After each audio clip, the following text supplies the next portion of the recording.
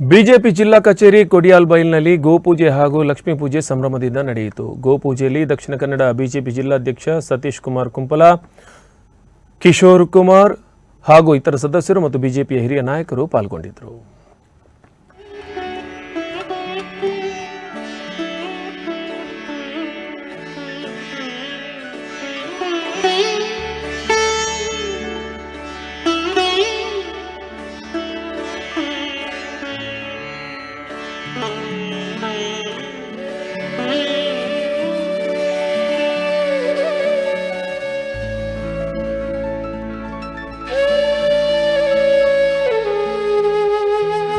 ಭಾರತೀಯ ಜನತಾ ಪಾರ್ಟಿ ದಕ್ಷಿಣ ಕನ್ನಡ ಜಿಲ್ಲಾ ಕಚೇರಿಯಲ್ಲಿ ಇವತ್ತು ದೀಪಾವಳಿ ಉತ್ಸವ, ಲಕ್ಷ್ಮೀ ಪೂಜೆ ಮತ್ತು ಗೋಪೂಜೆಯನ್ನು ನಡೆಸುವುದರ ಮುಖಾಂತರ ವರ್ಷಂಪ್ರತಿ ಪಾರಂಪರಾಗತವಾಗಿ ಈ ಕಚೇರಿಯಲ್ಲಿ ಏನು ಕಾರ್ಯಕ್ರಮವನ್ನು ಮಾಡ್ತಾ ಇದ್ದಾರೆ ಅದನ್ನು ಇವತ್ತು ಮಾಡಿದ್ದೇವೆ.